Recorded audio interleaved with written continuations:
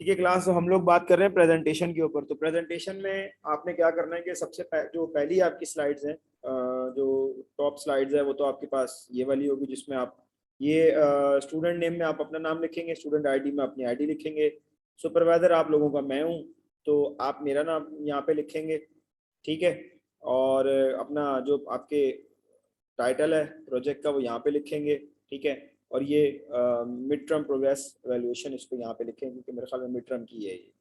अच्छा, उसके बाद आप जो है वो कंटेंट है, तो उसमें आप ये दो जो है इंट्रोडक्शन एंड लिटरेचर रिव्यू, ये आप उसमें लिखेंगे। क्योंकि बाकी अभी आपके ऑब्जेक्टिव नहीं है, वो सब बाद में आएंगे जब आप फाइनल में जब आप FYP2 के अंदर उसको प्रेजेंट करेंगे। तो इसमें एक मैं समझाता हूँ आपको थोड़ा सा प्रोसीजर के तरीकेकार क्या है कि कैसे आपने अपनी प्रेजेंटेशन को प्रेजेंट करना है। आप चाहें तो इससे रिलेटेड बहुत सारी बहुत अच्छी अच्छी हो सकता है यूट्यूब के ऊपर भी वीडियोज में बहुत अच्छे अच्छे प्रोफेसर हैं जो नॉर्मली जिनका काम है इस तरह की प्रेजेंटेशन को अटेंड करना और लेना। तो आप चाहें तो यूट्यूब पे भी जाके सर्च कर सकते हैं। तो मैं वैसे बता देता हूँ। ठीक है, तो उसमें आप सर्च कर सकते हैं how to present final year project.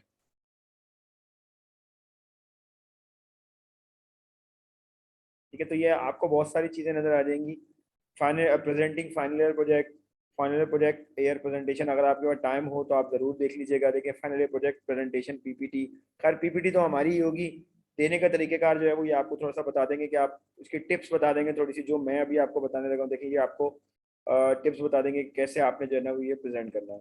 अच्छा, let's come to the our presentation. तो सबसे पहले वो कह रहे हैं कि provide the introduction of the main application domain of your research area. सबसे पहले आपने जो है ना वो अपना मेन एप्लीकेशन का डोमेन है। डोमेन से मैं शुरू से पहले से दिन से कहता आ रहा हूँ कि आपकी एप्लीकेशन का डोमेन क्या है। आपकी एप्लीकेशन जो है वो नेटवर्क में काम कर रही है, आपकी एप्लीकेशन जो है वो मशीन लर्निंग में काम कर रही है, आपकी एप्लीकेशन जो है वो आर्टिफिशियल इंटेलिजेंस में काम कर रही है, या आपकी एप्लीकेशन जो है वो कोई रियल वर्ल्ड का कोई ऐसा इशू है, कोई हमारी सोसाइटी का इशू सॉल्व कर रही है। तो वो आपने सबसे पहले उसका डोमेन और रिसर्च एरिया जो है ना उसको यहाँ पे उसके बारे में बताना है। फिर आप उसको क्या करेंगे, नैरो डाउन करते जाएंगे। नैरो डाउन से मुराद ये है कि उसको छोटा करते जाएंगे। पहले तो आपने उसको डिटेल में बताया, फिर then narrow down towards the specific topic. ठीक है, पहले आप जनरलाइज में लेके चलेंगे, फिर उसके बाद स्पेसिफिकली आप अपने एरिया में आ जाएंगे। देखिए, अगर मैं बात करूं, मैं जनरल में आपको समझाने की कोशिश करता हूँ। देखिए, मैं अगर जैसे बात करने लगा हूँ कि ट्रैफिक के प्रॉब्लम के ऊपर, तो मैं अगर मैं उसको स्टार्ट करूंगा तो मैं स्टार्ट करूंगा कि पाकिस्तान में ट्रैफिक का प्रॉब्लम है। लेकिन मैं क्योंकि स्पेसिफिकली अगर मैं बात कर रहा हूँ तो मैं कराची में ट्रैफिक के प्रॉब्लम की बात करूंगा, तो मैं सबसे पहले स्टार्ट तो लूंगा कि पूरी दुनिया में ही अप्रोक्सीमेटली इन सम सिनेरियोज जो है वो ट्रैफिक का प्रॉब्लम है। और उसके अकॉर्डिंग भी कुछ रेशोज भी हैं। जैसे पाकिस्तान में अगर इसका प्रॉब्लम है कोई परसेंटेज में लगाऊं तो जैसे कह रहे हैं कि 60% है, लाहौर में कह देंगे जी 50% है, कराची में कह लें जी 28% है, 30% है। तो इस तरह से आप अपने एप्लीकेशन डोमेन देखिए। अब मुझे पता चल गया कि आपने, अब मुझे एक अंदाजा हो गया कि इस स्टूडेंट में अगर जो इन्विजिलेटर सुनने वाला है वो सुन रहा है और वो कह रहा है कि अच्छा, इसका मतलब है कि इस स्टूडेंट ने जो है वो कुछ ट्रैफिक के हवाले से काम किया है। तो आपकी एप्लीकेशन का कोई डोमेन क्लियर होना शुरू किया। अब उसको आप नैरो डाउन कर रहे हैं। नैरो डाउन क्या कर रहे हैं कि जी जो रोड है हमारे, ट्रैफिक का जो प्रॉब्लम है रोड्स के ऊपर, उसको जो है ना वो मैं किसी तरह से जो है ना वहाँ पे जो एक्सीडेंट्स हैं उनको मैं किसी तरह से चाह रहा हूँ कि वो थोड़े कम हो जाए, मिटिगेट हो जाए, डिक्रीज हो जाए। तो मैं उसके लिए क्या कर रहा हूँ कि मैंने उसके लिए काम किया है। तो अब नैरो डाउन कर रहे हैं। ठीक है, अब आप नैरो किया, फिर उसको then further towards what is the actual problem. आखिर में अब देखिए, हम आप बता रहे हैं असल प्रॉब्लम है क्या, जिसको आप जो है वो सॉल्व करने जा रहे हैं। जैसे अगर मैं बात करूँ कि मेरी जो प्रॉब्लम है वो ये करेगी कि रोड के ऊपर जो एग्जांपल दे रहा हूँ कि जो रॉन्ग वे आ रहे हैं, वो उनकी वजह से जो एक्सीडेंट हो रहा है ना, वो मैं उसको रोकने की कोशिश करूंगा। अच्छा, अगर आपसे पूछा जाए क्या रोड के ऊपर एक्सीडेंट सिर्फ जो है वो रॉन्ग वे जो आने वाले हैं सिर्फ उनकी वजह से एक्सीडेंट होता है, तो मैं कहूँगा नहीं भाई, सिर्फ उनकी वजह से तो एक्सीडेंट नहीं होता कि जो रॉन्ग वे आ रहे हैं। There are so many other ways. Sliding हो जाती है, रेन हो जाती है, हो सकता है कि ओवर स्पीडिंग भी हो जाती है। लेकिन मेरा काम जो है वो मैं स्पेसिफिकली काम कर रहा हूँ, एग्जाम्पल दे रहा हूँ कि मैं काम कर रहा हूँ उन लोगों के ऊपर जो रॉन्ग वे आ रहे हैं, या मैं उन लोगों पे काम कर रहा हूँ जो ओवर स्पीडिंग कर रहे हैं, या मैं उन लोगों पे काम कर रहा हूँ जो रेनी एरिया में ट्रैवलिंग कर रहे हैं या स्नो वाले एरिया में ट्रैवल कर रहे हैं।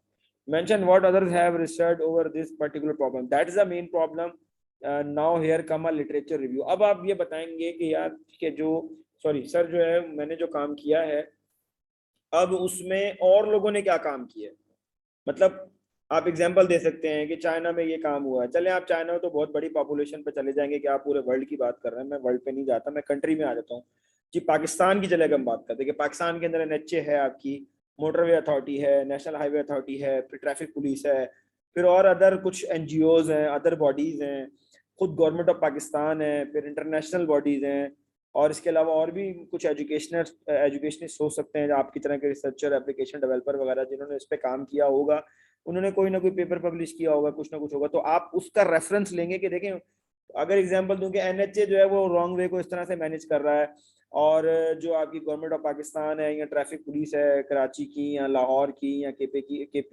के की, तो वो इस तरह से अपने जो है वो जो रॉन्ग वे आ रहे हैं उनको इस तरह से मैनेज कर रहे हैं, तो मैंने जो है ना वो ऐसे मैनेज करने की कोशिश करी। या मैं ये कह रहा हूँ कि जी उन्होंने जो मैनेज करने की कोशिश की, केपीके की पुलिस ने जो मैनेज कर रही है, उसमें मैंने एक चीज ये ऐड कर दी है, ठीक है, इससे अब ये वाला बेनिफिट होगा। तो अब ना अब आप अपनी बात को और मजीद कंक्रीट कर रहे हैं कि लोग भी काम कर रहे हैं, मैं अकेला नहीं लगा हुआ इस काम में, और भी लोग काम कर रहे हैं, और मैंने उसमें एनहेंसमेंट की है, ठीक है।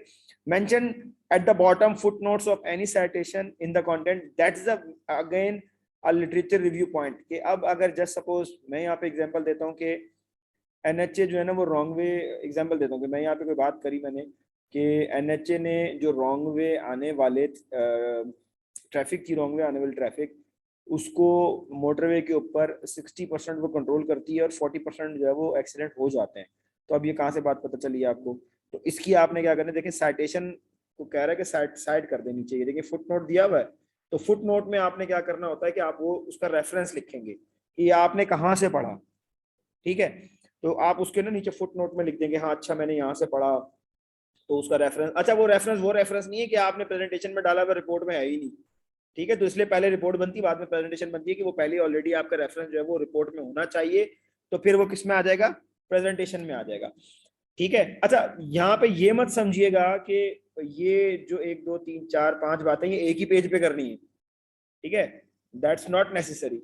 आप चाहें तो ये ये पांच बातें पांच प्रेजेंटेशन में कर सकते हैं, आप चाहे तो दो प्रेजेंटेशन में कर दें, तीन में कर दें, आपको अपने टॉपिक और अपनी थॉट्स के मुताबिक जो है ना वो इसको प्रेजेंटेशन के बुलेट्स पॉइंट बनाने कि आपने कैसे समझाना है, ठीक है। तो उसके बाद अगर हम आगे चलते हैं तो फिर ये मजीद ये देखें अब आगे आपके पास के all tables and figures should have caption of font size minimum 40। देखें अब ये कह रहे हैं कि अगर कोई टेबल है या कोई फिगर अपनी प्रेजेंटेशन में आप ऐड करना चाह रहे हैं, देखें आप इट्स नॉट नेसेसरी कि आप जो है ना वो सारी फाइनल ईयर प्रोजेक्ट के अंदर जो आपकी रिपोर्ट में प्रेजेंटेशन है उसके अलावा जो फिगर्स हैं उसके अलावा भी अगर कोई फिगर है तो आप वो लगा सकते हैं सब टू, तो वो आप लगा लें यहाँ पे उसको ऐड करके, और देख लें अगर उसको ऐड करके यहाँ पे, तो उसको अगर एज अ मतलब एज अ रेफरेंस उसको यूज करना चाहते हैं तो रेफरेंस जरूर दीजिएगा। अगर आप कोई ऐसी इमेजेस यूज करते हैं जिसमें मैंने आपसे कहा था कि कोई इमेजेस है, किसी की रेफरेंस्ड इमेजेस हैं, तो वो आप अगर सर आवाज बहुत कट रही है, आवाज नहीं आ रही सही से। आप ठीक है, जिन जो बताए ना टेबल वाली बात।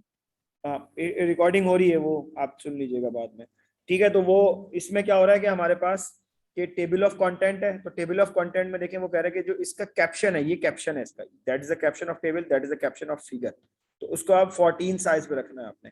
अब इंट्रोडक्शन में आप चाहें तो जितने मर्जी कैप्शन आप चाहें यूज कर सकते, और जितने मर्जी चाहें टेबल जो आपने अपनी रिपोर्ट में जो रिपोर्ट में टेबल्स बनाई हैं, रिपोर्ट में जो आपने वो बनाई हैं इमेजेस वगैरह लगाई हैं या बनाई हैं या कोई डायग्राम बनाई है या कोई आर्ट बनाया है, वट जो भी अपनी बात को एक्सप्लेन करने के लिए, तो वो आप यहाँ पे यूज कर सकते हैं, लेकिन ये एक प्रोसीजर बताया गया है कि उसका साइज जो है वो मिनिमम 14 होना चाहिए। क्वेश्चन है use less text and use more diagrams to give your explanation. ये एक अच्छी बात है, क्योंकि इमेजेस और टेबल्स जो है ना वो बहुत आसानी से आपको याद हो जाते हैं और उनको आप बहुत आसानी से एक्सप्लेन कर सकते हैं। तो मेरा मशवरा ये है कि आप जो है वो क्या करें कि आप इसमें ज्यादा से ज्यादा टेबल्स यूज करें, ज्यादा से ज्यादा जो है वो आप इमेजेस यूज करें, तो उससे फायदा ही होगा। एक तो आपको याद रखने में आसानी होगी पहली बात, दूसरी बात ये कि आप अच्छे से एक्सप्लेन कर पाएंगे, तो वो आपकी रिपोर्ट में अगर इमेजेस और टेबल आपने यूज किए होंगे तो यहाँ भी आप बता पाएंगे, ठीक है। ये तो यहाँ तक हो गया इंट्रोडक्शन। अच्छा इसमें आप जितना उसके अगर आप ऐड करना चाह रहे हैं अपनी बात को, जैसे मैंने बताया एक्सप्लेन करने के लिए, तो आप ऐड कर लें, कोई उसमें बाउंडिंग नहीं है कि आपने सिर्फ जो है वो 5 ही पॉइंट बनाने हैं, इस पॉइंट के सब पॉइंट्स भी बना सकते हैं आप, ठीक है। और किसी भी पॉइंट को अगर आप एक्सप्लेन करने के लिए इमेज या टेबल यूज करना चाहते हैं तो आप करें, अगर आपने रिपोर्ट में शुरू वो दिया हुआ है तो। यहाँ कोई रिपोर्ट में कोई बहुत बड़ा टेबल है तो उसको प्रेजेंटेशन में आप छोटा करके दिखा सकते हैं, इट्स अप टू यू। या इमेज कोई दी हुई है तो उसको काट के दिखा सकते हैं, इट्स अप टू यू, जैसे आपको बेहतर लगे। अब आपके पास आ जाता है लिटरेचर रिव्यू। देखें लिटरेचर रिव्यू में आपने जो वो लिखी हैं, जो लिटरेचर रिव्यू किया है उसमें कुछ चीजें थी। देखें, highlight here the paper which is more recent and relevant of your research. आपने जितने भी पेपर का रिव्यू किया है, it's up to you, no issue. आपने क्या करना है, यहाँ पे उसका टाइटल लिखना है, पब्लिकेशन ईयर लिखना है, प्रॉब्लम स्टेटमेंट उसका लिखना है। आपको क्या लगा कि उसके पेपर की प्रॉब्लम क्या है, या उन्होंने क्या मेथोडोलॉजी यूज करी और उनकी क्या लिमिटेशन थी। लिमिटेशंस के ऊपर हम बहुत पहले और बहुत ज्यादा डिटेल में बात कर चुके हैं, and now you know that कि व्हाट इज लिमिटेशंस। तो आपको, आपने जो भी उस लिटरेचर रिव्यू में उस पेपर से पढ़ के जो आपको लगी वो यकीनन आपने अपने लिटरेचर रिव्यू में लिखी होंगी, आपको अंदाजा हो जाएगा क्योंकि आपने वो पेपर पूरा ही पढ़ा होगा। तो वो आप यहाँ पे title, publication year, problem statement, methodology, जितने भी जो लेटेस्ट हैं और अपने आपके टॉपिक को डिफेंड करें। यहाँ देखिए ये एक बात ये कह रहा है कि अब आपने अगर 10 पेपर का लिटरेचर रिव्यू किया तो कम से कम 5 को तो यहाँ लिखें और फिर उनको बताएं। यहाँ पे वो यहाँ पे बताएं कि भाई ये इसका टाइटल था, ये इसका मसला था, इन्होंने ऐसे हल किया लेकिन ये यहाँ फंस गए। तो ये जहाँ फंसे हैं, या इन्होंने जो कहा है कि फ्यूचर वर्क में ये काम हो सकता है या किया जा सकता है या कोई कर सकता है, तो आप जो है ना वो यहाँ से क्या करेंगे, उसको बता सकते हैं कि हमने यहाँ से ये काम किया या हम ये इस काम में काम कर रहे हैं। ठीक है, तो ये लिटरेचर रिव्यू था। फिर उसके बाद हमारे पास यहाँ पे आता है प्रॉब्लम स्टेटमेंट। आपका जो प्रॉब्लम स्टेटमेंट है, problem statement should not be in a bullets, give a summarized small statement of few lines only। तो ये अगर आप इसको प्रॉब्लम स्टेटमेंट को लिखें तो प्रॉब्लम स्टेटमेंट आपका छोटा, मतलब आप उसको पैराग्राफ में, छोटे पैराग्राफ में या समराइज में लिख सकते हैं। वो डायग्राम भी बना सकते हैं अगर आपको आसानी से एक्सप्लेन करना चाहे तो। वैसे नॉर्मली तो ना टेक्स्ट ही होता है आपका। जैसे अगर मैं बात करूं कि इनका जो प्रॉब्लम स्टेटमेंट है, आप ऐसे ही कोई प्रॉब्लम स्टेटमेंट आप भी लिख सकते हैं। ठीक है, ऐसा ऐसे प्रॉब्लम स्टेटमेंट आप लिख दें और उसको पूरा पढ़ लें, वहां पे कोई इशू भी नहीं है, इट्स अप टू यू। ठीक है, फिर यहाँ पे आपका कोई सोल्यूशन स्टेटमेंट है कि आपने जो यहाँ पे इस प्रॉब्लम को ये जो फाइंड करी है इसका कोई ना कोई सोल्यूशन भी आप देंगे, जाहिर सी बात है। अब तो आप काम करने जा रहे हैं तो वो जो काम करने जा रहे हैं वो सोल्यूशन है आपका। तो give the solution that you are proposing as your novelty और कंट्रीब्यूशन। यानी कि आप अब बताएं कि आपने जो सोल्यूशन दिया है, यहाँ पे जो लिमिटेशंस आपने देखी हैं, उन लिमिटेशन से अब आपने ये मतलब जाहिर सी बात है लिमिटेशन वही है ना कि जो वो काम नहीं कर सके या वो जो कहते कि ये काम जो है वो फ्यूचर में होगा। तो आपने वो क्या करना है कि वो, जैसे मैंने बताया रिसर्च गैप है कहीं पे अगर आपने वो फाइंड किया है, या किसी किसी वर्किंग में किसी एप्लीकेशन में कोई गैप है जो आपने फाइंड किया, तो वो आप क्या कर सकते हैं, यहाँ पे ऐड कर सकते हैं। तो वो आपने सोल्यूशन दिया है, ठीक है, मतलब आप उसको सॉल्व करने जा रहे हो। ठीक है, this will be your PhD contribution and novelty. अब ये यहाँ पे खैर बात कर रहे हैं पीएचडी की, लेकिन हम पीएचडी की बात नहीं कर रहे हैं, हम यहाँ पे प्रोजेक्ट की बात कर रहे हैं। तो आप यहाँ पे अपने प्रोजेक्ट की कंट्रीब्यूशन लिख सकते हैं। इट्स नॉट नॉट के आपके प्रोजेक्ट में कोई बहुत बड़ी इसकी वो नोवेलिटी चाहिए या कोई बहुत बड़ा कंट्रीब्यूशन चाहिए, आप इसको बहुत छोटा सा लिख सकते हैं, कोई मसले वाली बात नहीं है। ठीक है, क्योंकि आप प्रोजेक्ट जमा करवा रहे हैं तो उसमें आप उसमें छोटा सा भी कोई इनपुट दे रहे हैं तो इट्स ओके। यहाँ ऑलरेडी कोई एप्लीकेशन बनी हुई है, उसको किसी और प्लेटफॉर्म पे अगर आप बना के टेस्ट करके दे रहे हैं तो दैट्स आल्सो गुड। ठीक है, the solution statement should be of few lines. ठीक है, अब ये कुछ चीजें देनी है आपने, व्हाई दिस सोल्यूशन और technique, justify here why you choose this solution. आपने सोल्यूशन क्यों चूज किया, आपने जस्ट जस्टिफाई करना है। तो आप क्या कर सकते हैं, बुलेट्स में या डायग्राम्स में या साइटेशन में नीचे या फुटनोट देकर अपनी बात को जस्टिफाई कर सकते हैं। ठीक है, और ये हमारे पास उसके कुछ ऑब्जेक्टिव्स हैं, रिसर्च क्वेश्चन और मेथोडोलॉजी। अच्छा, मेरे ख्याल में ये वाले जो प्रिलिमिनरी रिजल्ट हैं और टूल्स एंड टेक्नोलॉजी कंसिडर है और मेथोडोलॉजी है, ये आपका पार्ट नहीं है। आप सिर्फ यहाँ तक करेंगे ये काम अपना रिसर्च क्वेश्चन तक। ठीक है, ये यहाँ पे objective, the objective as are follows, identify determine parameter in your area, here can be an algorithm. कुछ भी है जो आपने अपना एरिया जो आइडेंटिफाई किया है, पैरामीटर जो आप यूज कर रहे हैं इसके अंदर, कि आप कैसे जो है ना वो इस काम को कर रहे हैं और आइडेंटिफाई कर रहे हैं कि आपने ये वाली चीजें इसमें करी, तो आपका ऑब्जेक्टिव है। तो write your objective in in this manner, यहाँ पे लिखा हुआ है, to determine the performance and limitation of current techniques. ये आप देखें, तो मैं कई दफा जैसे बता चुका हूँ कि हमारे पास, हम सोच तो रहे हैं बहुत कुछ लेकिन हम वैसा कर नहीं सकते। तो वो हमारी क्योंकि टेक्नोलॉजिकल कुछ लिमिटेशंस है, तो आप बता सकते हैं कि मैं ये हमने ये काम किया था और अगर इसमें ये काम नहीं हो सकता तो वो टेक्नोलॉजिकल लिमिटेशंस हैं। फिर आप कुछ प्रपोज करेंगे, डिजाइन करेंगे, डेवलप द प्रपोज टेक्निक, कोई भी आपने प्रपोज करी है, इस जो आपने सोल्यूशन तो दिया वर्बल, अब उसको कुछ वो भी तो बताएंगे कि मैं इसको कैसे किस टेक्निक के थ्रू सॉल्व करने जा रहा हूँ।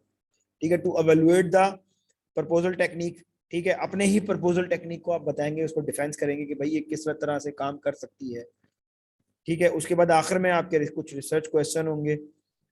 Each research question is based over a certain objective, जो ऊपर ऑब्जेक्टिव है उसके ऊपर one objective lead to one research question. कोई भी एक ऑब्जेक्टिव है तो वो किसी एक रिसर्च क्वेश्चन को लीड कर रहा है। Research questions are mandatory as they address what issue और questions you will be addressing और सॉल्विंग। तो आपके जो रिसर्च क्वेश्चन है वो बेसिकली क्या है कि वो बेसिकली बता रहे हैं कि कोई भी प्रॉब्लम जो है वो कौन से कोई ऐसे इशूज है जिनको वो एड्रेस भी कर रहे हैं, सॉल्व भी कर रहे हैं। One bullet means one research question back by one objective है। तो यहाँ पे वो कह रहा है कि अगर कोई एक भी आपकी बुलेट है रिसर्च क्वेश्चन में तो इसका मतलब वो एक आपका क्वेश्चन है। ठीक है, तो ये है आपका जो FYP1 का प्रेजेंटेशन है वो यहाँ तक आपने देनी है और ये इस तरह से आपने बनानी है इसमें, और अपनी चीजें इसमें सारी ऐड कर लीजिएगा। Thank you so much class.